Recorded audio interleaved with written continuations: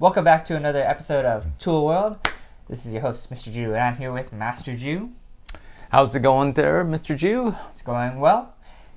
So this week we came up with a question, or actually maybe another student came up with another question regarding punching and pulling the hand to the elbow during the punch. Are you talking about the pattern Po-on? Yes, Po-on and Yusin. Something like this, right? 1, 2. Yusin. Right. And now if you look at the application photos, there's not an exact application for it, but we have some different ideas on the reasons being for why, and it's kind of interesting because this technique violates one of the training secrets of Taekwondo. In this training secret of Taekwondo, that for every action there is an opposite reaction. So why don't you go over the first idea? Well, I think we should really talk a little bit about action, reaction. In the simplest form, if I punch, I bring the other hand back. That makes a lot of sense, right? It's not really, I don't think it's really like the physics idea of action, reaction, the forces. Similar, but different, right? And so when you look at, in Taekwondo, it's a lot of it's body mechanics, right? And so if I punch with my right arm and pulling my left hand back, we can generate more power. It's the way our body moves, but it's in a way it's the action reaction. However, we don't always do that. Like for instance, if we do a side piercing kick and General Che says we punch at the same time, well, that's not coming in the opposite direction of the kick, is it? No. And so I think what we're really talking about is we're moving all parts of our body and it stops at the same time. Whether I kick and punch in the same direction, that's a reaction to the kick. Mm-hmm. Does that kind of make sense? So yes, you're right. When we do, like in Po-on, that other hand does not have that reaction. So what is that reaction, or where is that that body mechanics, right? And sometimes we don't always have that. Like for instance, when we do wedging block in Do-san, we block, but we hold the hand out there. So why are we holding that arm out? And why not pulling it back while we do that front snap kick? Well, for like wedging block, or sometimes you see it with rising block, is that you're holding it out because if someone's trying to grab you, right, the arm's extended, so you're keeping it out there, keeping their hands open while you execute the kick. Right. Right. Same thing goes for the rising block. They're coming down. You hold it up while you're executing that next technique, just to keep that technique away. Correct. So then all of a sudden now we're kind of violating that reaction, aren't we? Yes. In that respect. So there are times when we do need to keep our arms out there and not pull it back, or whatever it is, whatever the reaction is.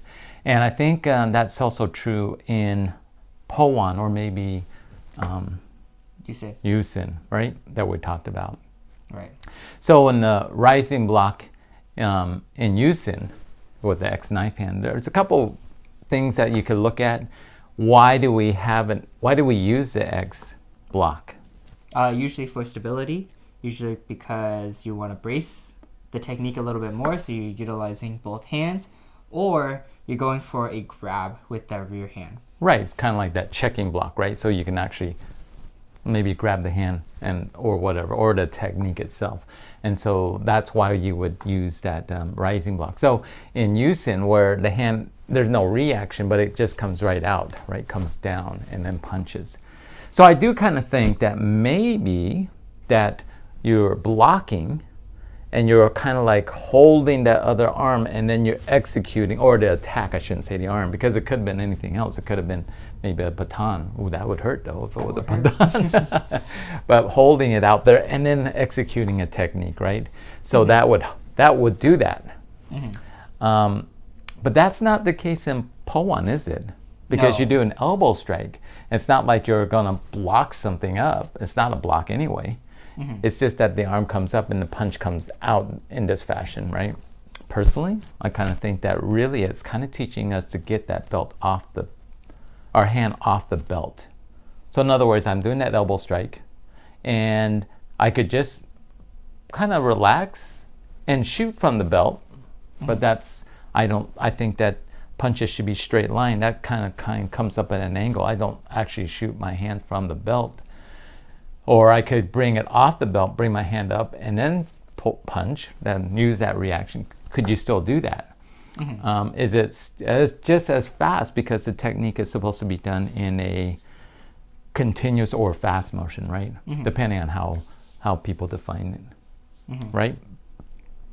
So I kind of think it's kind of a guide to punch more from the solar plex, not really from the belt. It brings it up, and the hand the arm is kind of a guide to do the punch. Similar to Eon, where you do the flying, the jumping into the X stance back fist strike. So why is this hand coming out like this? What is that exactly? Again, I think it comes back down to what are we doing here, right? Is it to help us? I think that is actually a guide to help us punch, so it doesn't come out wild, we're guiding it to go straight line. And I kind of think that maybe that's what we're doing there. Any thoughts on that?